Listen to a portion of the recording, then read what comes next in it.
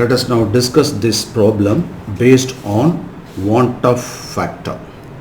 So what is want of factor? How to represent want of factor in colligative properties? I is equal to what? Equal to abnormal molar mass. Abnormal? No, normal molar mass by abnormal molar mass. Normal molar mass divided by abnormal molar mass.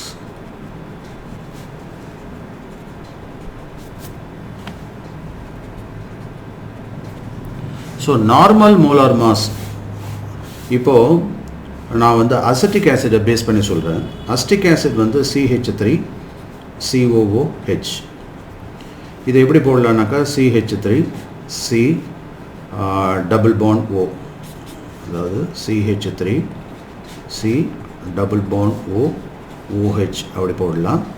இது என்ன இருக்குன்னா ஆக்சுவலாக டைமராக உருவாகிருக்கும். அது C double bond O OH, இங்கே CH3.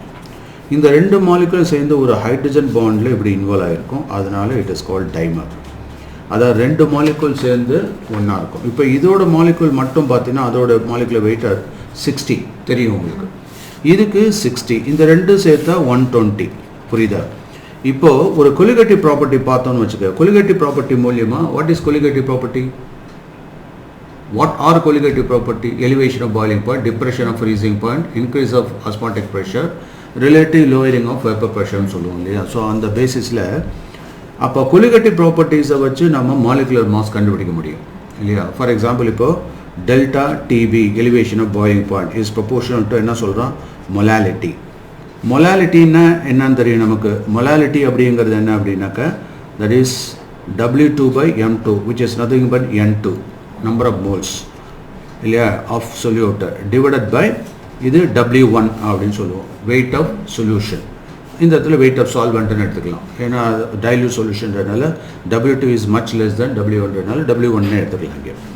இப்போது இந்த கேஸில் for instance that is W2 M2 அப்படின்னு இருக்குது. ஸோ அப்போ இந்த M2-வை இங்கே கொண்டு வரலாம். அப்போ delta TB is equal to KB. கேபிங்கிறது மோலால் எலிவேஷன் கான்ஸ்டன்ட் இல்லையா, ஒரு கான்ஸ்டன்ட். அது into W2 divided by M2 into 1 by W1. இப்போது M2 கேன் பி ஃபவுண்ட். இதுலேருந்து M2 கண்டுபிடிக்கலாம்ல, ஏன்னா இது எக்ஸ்பெரிமெண்டல் வேல்யூ, இது கான்ஸ்டன்ட் ரெஃபரன்ஸ் வேல்யூ, இதுவும் எக்ஸ்பெரிமெண்டல் பேராமீட்டர்ஸ் இல்லையா? அப்போ knowing the experiment parameters you can easily calculate the molecular weight of the solute. இது புரியுதா? ஸோ இப்போ அசிட்டிக் ஆசிட் இருந்ததுனாக்கா அசிட்டிக் ஆசிட் நம்ம கரெக்டாக மாலிகுலர் வெயிட் கண்டுபிடிச்சிடலாம் இதை பேஸ் பண்ணி. அப்போ என்ன வரும்? That is KB divided by delta TB into W2 divided by W1. இந்த இடத்துல W1ன்றது weight of solvent in KG, இது வந்து weight of solute in gram. இதெல்லாம் நல்லா புரிஞ்சுக்கணும் அது. ஓகேவா? So by substituting all these values you are able to get molecular weight இல்லையா? அப்போ இந்த மாலிகுலர் வெயிட் அசிட்டிக் ஆசிடுக்கு நம்ம என்ன எதிர்பார்ப்போம்? 60 தானே எதிர்பார்ப்போம். வராது, 120 ஆன்சர் கொடுக்கும். இப்போ மீனிங் புரியுதா? இப்போ இந்த 120 ஆன்சர் கொடுக்கறதுனால தான் அப்போ அந்த இடத்துல ஏதோ ஒரு அப்நார்மல் கொலிகேட்டிவ் ப்ராப்பர்ட்டிஸ் அங்கே இருக்குது. இப்போ இதோட மீனிங் புரிஞ்சுக்கிட்டே புரியுதா? அப்போ அப்நார்மல் கொலிகேட்டிவ் ப்ராப்பர்ட்டி அப்படின்னா இதில் அப்நார்மல் மாலிகுலர் மாஸ் எவ்வளோ வருது? 120ன்னு வருது. ஆக்சுவலாக வரக்கூடியது எவ்வளோ? 60 தான் இருக்கணும். அப்போ I is equal to எவ்வளோ? 1/2.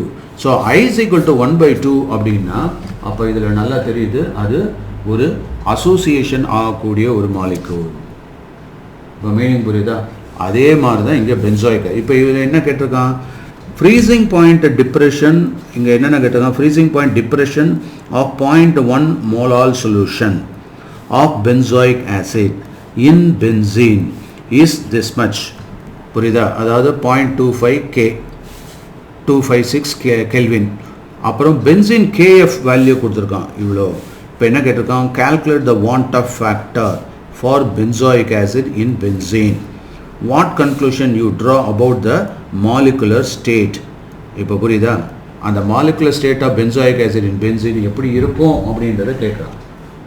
அப்போது நமக்கு இதுலேருந்து என்ன தெரியுது? எப்போதுமே ஒரு ப்ராப்ளம் பார்க்குறீங்கன்னா ஒன்று நல்லா புரிஞ்சுங்க. இது எப்படி ஒர்க் அவுட் பண்ணுறதுன்னு பார்த்தாங்க. இதை வந்து அப்படியே ஒரு சிம்பாலிக்காக ரெப்ரசன்ட் பண்ண கற்றுக்காங்க. இது ரொம்ப முக்கியம். ஸோ இங்கே போடலனாலும் அட்லீஸ்ட் ஒவ்வொன்றா கொண்டு வருவேன். இப்போ 0.1 மோலால் சொல்யூஷன். இந்த 0.1 மோலால் சொல்யூஷன் அப்படிங்கிறது என்ன? அது மொலாலிட்டி தானே. மோலால் கொடுத்துருக்கானா எம்னு போட்டுக்கலாம். அடுத்து இங்கே பென்சோயிக் ஆசிட் ஃபார்முலா C6H6H5COOH போட்டுக்கோ. அடுத்தது பென்சீன், அதுதான் இங்கே சால்வெண்ட்டு. So C6H6. அப்போது இது வந்து சால்வெண்ட், அதெல்லாம் ஐடென்டிஃபை பண்ணி வச்சிடலாம். அப்போ இது சொல்யூட். புரியுதா? ஸோ இது வந்து ஒரு பென்சோயிக் ஆசிட் டிசால்வ்ட் இன் பென்சீன் சால்வெண்ட். சிஸ்டம் புரிஞ்சு போச்சு. அதாவது சொல்யூட்டுங்கிறத நம்ம எப்போதும் 2ன்னு வச்சுப்போம். ஏன்னா மைனர் குவான்டிட்டின்றதுனால, சால்வெண்ட் மேஜர் குவான்டிட்டின்றதுனால 1ன்னு வச்சுக்கிறோம்.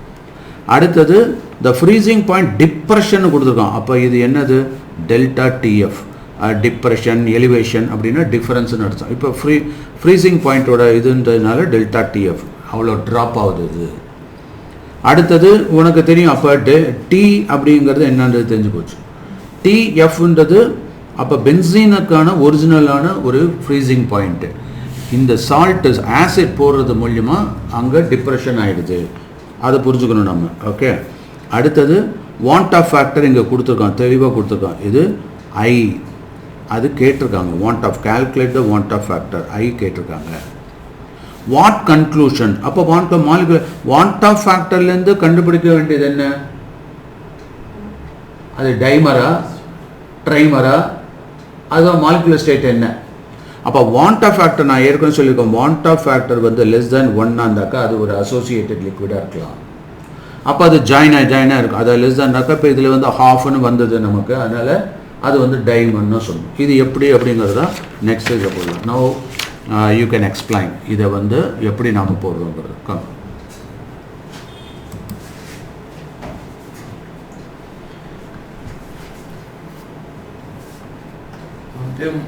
மொலாலிட்டி 0.1 கொடுத்துருக்காங்க. ஓகே. மொலாலிட்டி 0.1. KF value. இப்போ மொலாலிட்டி அப்படிங்கிறத எப்படி கண்டுபிடிக்கலாம்? 0.1 வெறுமனா மோலால் சொல்யூஷன் என்ன அர்த்தம்? மோல் பர் கேஜின்னு அர்த்தம். மோலால் எல் போட்டா. மோலார் அப்படின்னா மோல் பர் லிட்டர். இப்போ இது மோலால் சொல்யூஷன்றதுனால எழுதிக்கலாம். யூனிட்டை தெளிவாக இருக்கணும். மோல் பர் கேஜின்னு போட்டுக்கலாம். Mole per kg. இப்போ அடுத்தது கேஎஃப். கேஎஃப் எவ்வளோ கொடுத்துருக்காங்க? 5.12 kelvin kilogram per mole. Okay. இந்த ரெண்டு பேராமீட்டர்ஸ் கொடுத்தாச்சு. அதுக்கப்புறம் வேறு என்ன கொடுத்துருக்காங்க? Delta TF 256 kelvin. Very good. Delta TF கொடுத்தாச்சு. இந்த பக்கம் அழைச்சிருந்தது.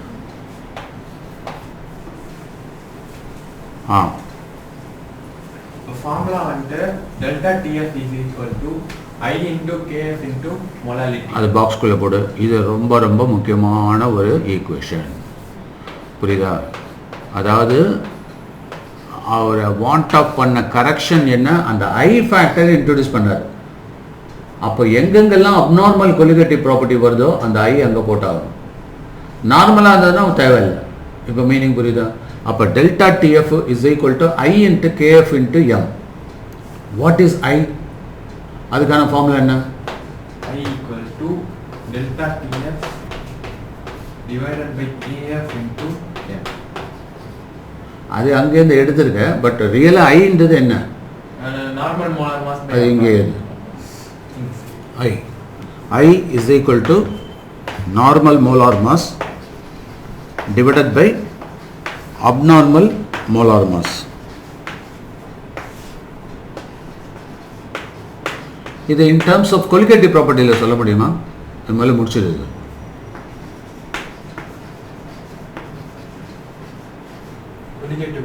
இன் டர்ம்ஸ் ஆஃப் ஐ அந்த van't Hoff factor. Observed colligative property by calculated colligative. Calculated அதாவது தியரிட்டிக்கல் எல்லாம் சொல்கிறோம்ல, அதுதான். ஸோ அந்த இடத்துல அப்படியே தலைகளை வந்துடும். அது புரியுதா? போடுது. அதையும் எழுதிக்கோ.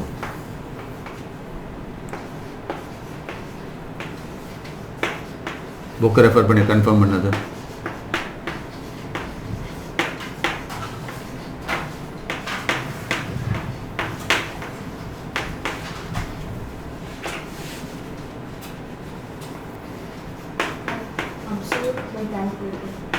observed by calculated. observed colligative property.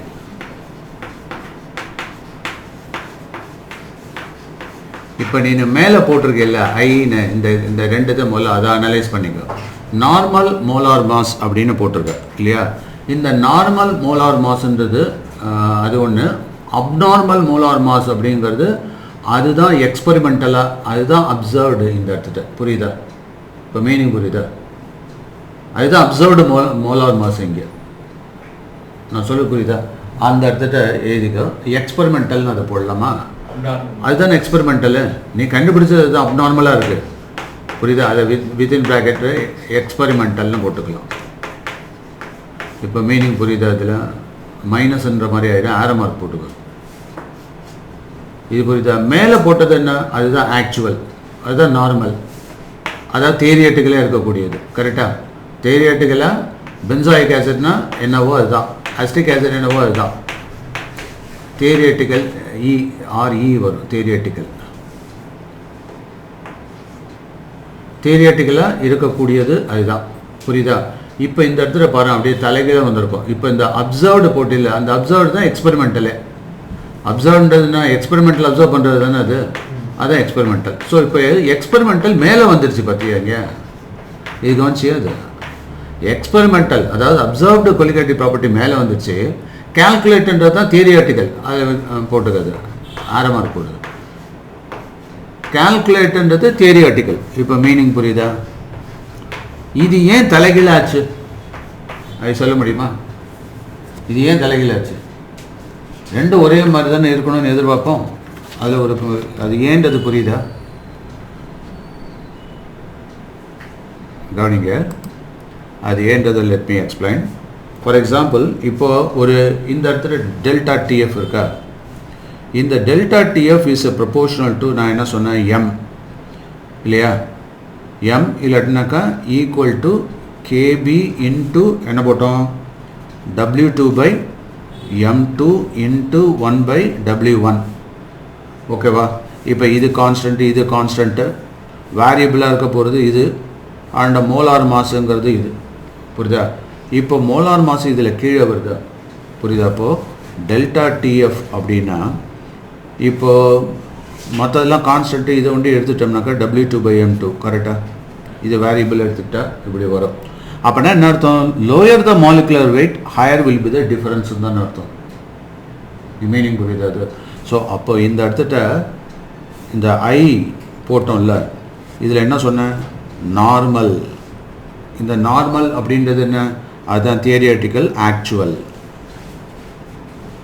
Actual சொல்லலாம், தியரிட்டிக்கல் சொல்லலாம். புரியுதா? மோலார் மாஸ் கரெக்டாக டிவைடட் பை இங்கே என்ன வரும், அப்நார்மல். இந்த அப்நார்மல்ன்றது தான் என்ன, ஆக்சுவலாக நம்ம அப்சர்வ் பண்ணது, அப்சர்வ்டு. மீனிங் புரியுதா?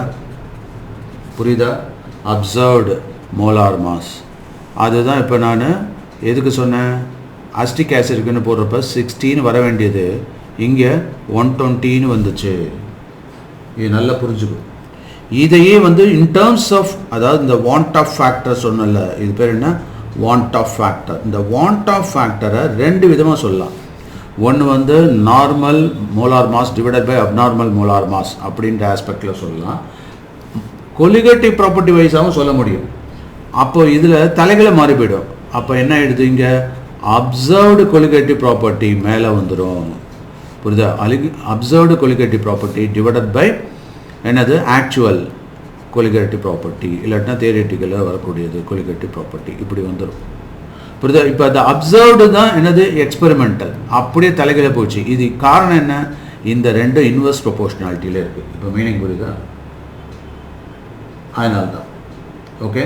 ஸோ அதனால் அதை நீ ஏதாவது ஒன்று ஞாபகம் வச்சுக்க, அதுக்கு ஆப்போசிட்டாக அதர் ப்ராப்பர்ட்டியை போட்டு. என்னுடைய சஜஷன் என்னென்னா, இந்த 60/120 அசிட்டிக் ஆசிடை மனசில் நல்லா ஞாபகம் வச்சுக்க. அசிட்டிக் ஆசிட் அது டைமர், அதோட ஐ ஃபேக்டர் 1/2 இருக்கும். புரியுதா? அப்போ அதோட பேட்டர்ன் டைமராக இருக்கும். அப்படின்னா இந்த 1 அப்படின்னா 60, கீழே 2 அப்படின்றது 120. அப்போ 60ங்கிறது தான் actual molar mass, normal theoretical molar mass. இதுதான் என்ன, அப்சர்வ்டு மோலார் மாஸு. இல்லை அப்நார்மல் மோலார் மாஸ் இல்லைன்னாக்கா எக்ஸ்பெரிமெண்டல் மோலார் மாஸ். இப்போ கொலிகேட்டிவ் ப்ராப்பர்ட்டியில் சொன்னால் அப்படியே உல்ட்டா பண்ணிவிடுவாங்க. இப்படி ஞாபகம் வச்சுட்டேன்னா இல்லாட்டினா நிறைய ஸ்டூடெண்ட்ஸ் இதில் அப்படியே கன்ஃபியூஸ் பண்ணிட்டே இருப்பாங்க.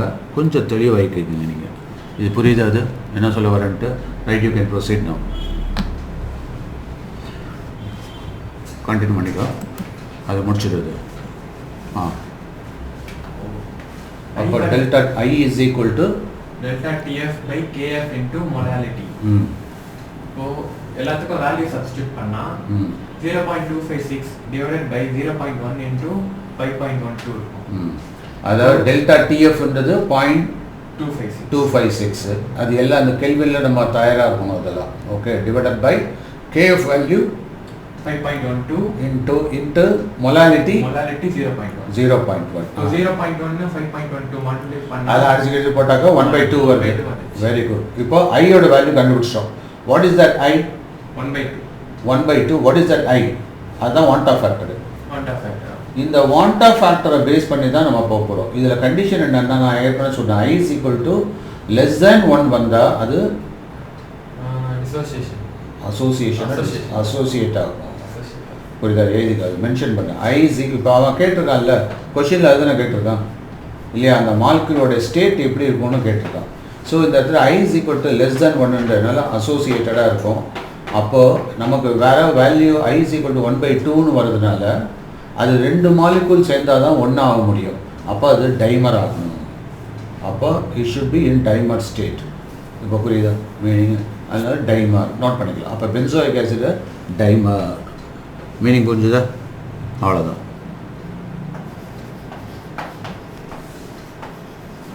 ஸோ நம்ம ஆன்சர் சொல்கிறப்ப பென்சோயிக் ஆசிட் இன் டைமர் ஸ்டேட்ன்றதை தெளிவாக சொல்லலாம்.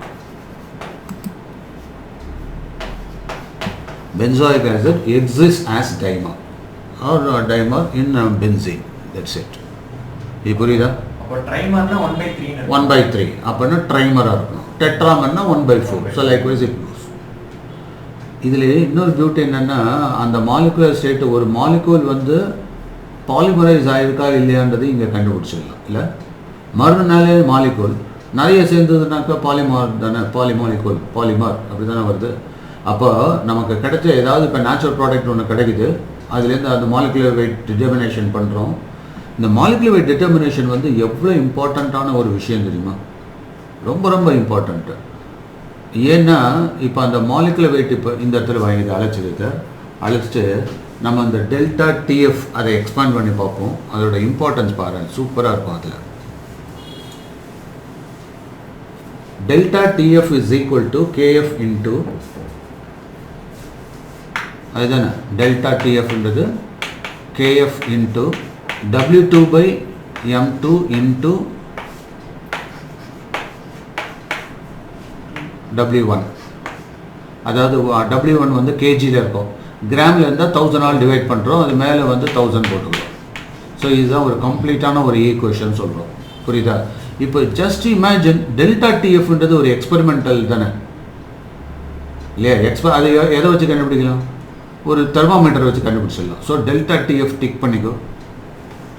அடுத்தது கேஎஃப் வந்து ஒரு ரெஃபரன்ஸ் வேல்யூ டேட்டாவில் இருக்கும், டிக் பண்ணிக்கோ.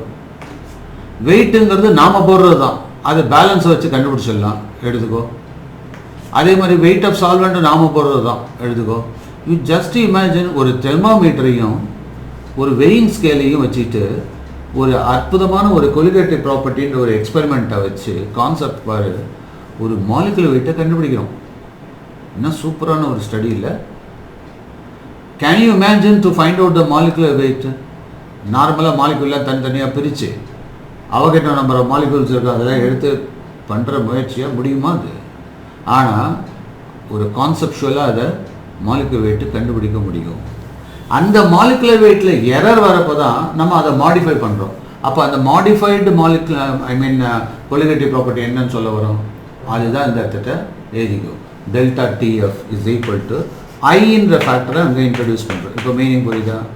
So I into KF into W2 divided into 1000 divided by M2 into W1. புரியுதா? அப்போ இன்னொரு ஸ்டேஜுக்கு போயிட்டோம். நம்ம இந்த செகண்ட் ஃபார்மில் வாண்ட் ஆஃப் கண்டுபிடிச்சதுக்கப்புறம் அந்த மாலிகுலர் வெயிட் கண்டுபிடிச்சதோடு இல்லாமல் அந்த மாலிகுலரோட நேச்சரையும் கண்டுபிடிக்கிறோம் பார்த்தியா. அப்போது கொலிகேட்டிவ் ப்ராப்பர்ட்டி என்ன சூப்பரான ஒரு எக்ஸ்பெரிமெண்ட் பார்த்தியா. இதை தான் உங்களுக்கு வந்து இந்த கேரக்டர் எலியூசிரேஷன் சொல்லுவாங்க. அந்த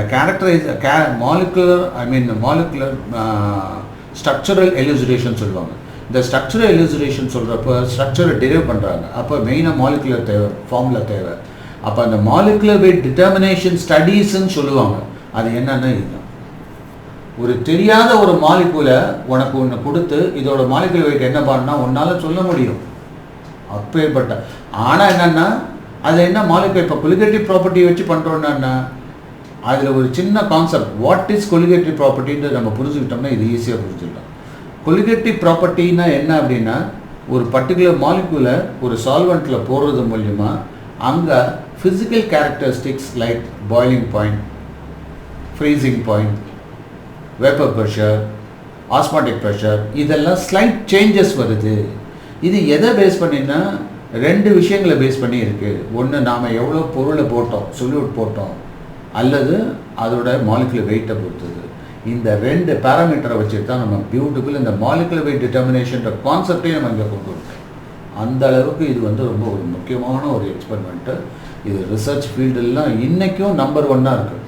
நீ 1000 தான் உனக்கு வந்து சொஃபிஸ்டிகேட்டட் இன்ஸ்ட்ருமெண்ட்லாம் இருந்தாலும் இந்த கெமிக்கல் மெத்தட்னு வரப்போ இது ஒரு முக்கியமான மெத்தட். இதை நம்ம தவற விடக்கூடாது. இப்போ நமக்கு மாலிகுலர் வெயிட் டிட்டர்மினேஷன் கிடச்சி போச்சா எழுதிக்க. ஸோ இப்போ இதை தான் மாலிகுலர் வெயிட் டிட்டர்மினேஷன் ஸ்டடீஸ்னு ஒரே வார்த்தையில் சொல்லிடுறாங்க. அப்போது from the molecular weight determination we can study the molecular weight இல்லையா. ஸோ ஃபஸ்ட்டு அன்னோன் காம்பவுண்ட் எடுத்துக்கோ. அன்னோன் காம்பவுண்ட் எழுதிக்கோ. Unknown compound underline. இந்த அன்னோன் காம்பவுண்டில் நம்ம என்ன பண்ணுறோம் அப்படின்னா ஃபஸ்ட்டு நம்ம பண்ணுறது என்ன, அன்னோன் காம்பவுண்டில் மாலிகுலர் வெயிட் கண்டுபிடிச்சிட்டோம். பாயிண்ட் நம்பர் 1 அண்டர்லைன் பண்ணிக்கோ.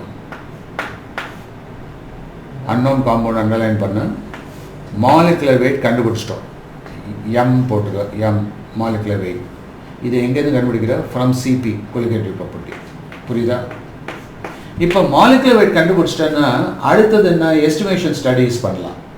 அதுலேருந்து என்ன பண்ணலாம், மாலிகுலர் வெயிட் ஒன்ஸ் கண்டுபிடிச்சிட்டேன், அதுக்கப்புறம் எஸ்டிமேஷன் ஸ்டடீஸு போட்டுக்க. எஸ்டிமேஷன் ஸ்டடீஸ்னால் எதுலேருந்து வருது, இந்த பர்சன்டேஜ் எஸ்டிமேஷன் போடுவோம்ல, என்னது carbon, hydrogen, oxygen, sulphur, nitrogen percentage elements போடுறோம்ல, அதுதான் எஸ்டிமேஷன். புரியுதப்போ எழுதிக்க. CH, C, H, N, halogen, sulphur, எது வேணால் போட்டுக்கலாம். புரியுதா? அங்கே எலிமெண்ட் பர்சன்டேஜ்னு போட்டுக்கோ. இதெல்லாம் என்னது எலிமெண்ட் பர்சன்டேஜ் ஸ்டடீஸ். இங்கேருந்து நாம் என்ன கண்டுபிடிக்க முடியும், எம்பிரிக்கல் ஃபார்மில் கண்டுபிடிச்சிடலாமா? இந்த பர்சன்டேஜ் ஸ்டேஜில் நம்ம என்ன கண்டுபிடிக்கிறோம், எஸ் கீழே போடு, இங்கே போடு, பக்கத்தில் எழுது empirical formula. So empirical formula கண்டுபிடிச்சிட்டா அப்போ மாலிகுலர் வெயிட்டையும் எம்பிரிக்கல் ஃபார்முலாவையும் வச்சு மாலிகுலர் ஃபார்முலா கண்டுபிடிச்சிடலாமே. இப்போ புரியுதா? இப்படி தான் குளுக்கோஸ், ஃப்ரக்டோஸ் இதெல்லாம் கண்டுபிடிச்சாங்க. தேர்ட் போடு. ஸோ தேர்டில் என்ன ஆகிடுது நமக்கு தெரியும், தட் இஸ் எம்பிரிக்கல் ஃபார்முலா வெயிட்டை பேஸ் பண்ணி மாலிகுலர் வெயிட் கண்டுபிடிச்சிடலாம். அப்போ மாலிகுலர் வெயிட் இருக்குது, அப்போ மாலிகுலர் ஃபார்முலா கண்டுபிடிச்சிடலாம்.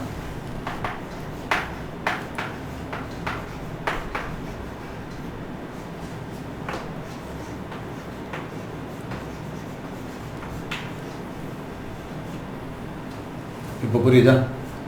இப்போ குளுக்கோஸ் இருக்குன்னு வச்சுக்கோங்க. குளுக்கோஸோட எம்பிரிக்கல் ஃபார்முலா என்னவாக இருக்கும், மாலிகுலர் ஃபார்முலா நமக்கு தெரியும். அப்படியே இப்போ பேக் இன்ஜினியரிங் மாதிரி போகும். Molecular formula C6H12O6 for glucose போட்டு போட்டு.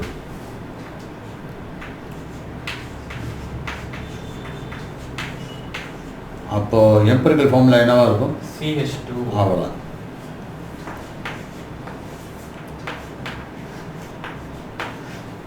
இப்போ அங்கேருந்து நம்ம கண்டுபிடிக்கிறோம்ல, அதில் கார்பன் பர்சன்டேஜ்லாம் கண்டுபிடிச்சிடலாமா? கொலிகேட்டிவ் ப்ராப்பர்ட்டியில் வரக்கூடிய மாலிகுலர் வெயிட் என்னவாக இருக்கும், இதுக்கு மாலிகுலர் வெயிட்டா 180. அதெல்லாம் கண்டுபிடிப்போம். இப்போ எல்லாமே இதெல்லாம் அக்குரேட்டாக கண்டுபிடிச்சிட்டோம் அப்படின்னா இங்கேருந்து நம்ம ஸ்ட்ரக்சரல் ஃபார்முலா கண்டுபிடிச்சிடலாம். அதனால தான் ஸ்ட்ரக்சரல் எலியூசிரேஷனில் ஃபஸ்ட்டு இந்த 3 ஸ்டேஜஸை தாண்டினா அதுக்கப்புறம் மற்றெல்லாம் வந்துடும். ஸோ ஸ்ட்ரக்சர் ஸ்டடீஸ் இப்போ குளுக்கோஸ் இருக்குன்னு வச்சுக்க நமக்கு தெரியும் CHO வச்சு CHO வச்சு போயிட்டு கடைசியில் CH2 வச்சுன்னு வரும் இல்லையா. அப்போ அந்த ஹைட்ராக்சைல் குரூப்பு அப்போ அந்த இடத்துல நம்ம ஒவ்வொன்றா கண்டுபிடிச்சிட்டே வரோம் இல்லையா. ஸோ அப்போ ஹைட்ராக்சில் டெரிவேட்டிவ்ஸுக்கான டெஸ்ட் என்ன, அப்போ அதில் பென்டாவோ அசிட்டைல் டெரிவேட்டிவ்ஸ்ன்னு நம்ம சொல்கிறோம், அது அசிட்டிலேஷன் ஸ்டடீஸ்ன்னு நம்ம சொல்கிறோம். அப்போ 5 OH அங்கே இருக்குது. அந்த 5 OHல் ஒரு OH வந்து பிரைமரி ஆல்கஹாலாகவும் மிச்சம் 4 வந்து செகண்டரியாகவும் இருக்குன்றதையும் கண்டுபிடிச்சிட்டோம் ஆக்சிடேஷன் ஸ்டடீஸ் வச்சு. மீனிங் இதை படிச்சிருப்பாரு. அதுக்கப்புறம் அந்த இடத்துல ஒரு கார்பனைல் குரூப் இருக்குது, அது பொட்டன்ஷியல் கார்பனைல் குரூப்புங்கிறது இந்த ஆக்சைன் ஃபார்மேஷன் இதெல்லாம் வச்சு நம்ம கண்டுபிடிச்சோம். பொட்டன்ஷியல் கார்பனைல் குரூப் இருக்குது. இப்படி தான் ஒரு ஸ்ட்ரக்சரையே அவங்க வந்து எஸ்டாப்ளிஷ் பண்ணுறாங்க.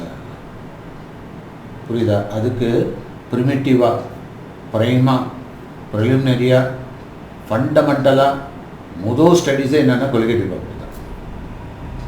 அந்த அளவுக்கு கொலிகேட்டிவ் ப்ராப்பர்ட்டி ரொம்ப இம்பார்ட்டன்ட். ஓகேவா? Right, thank you.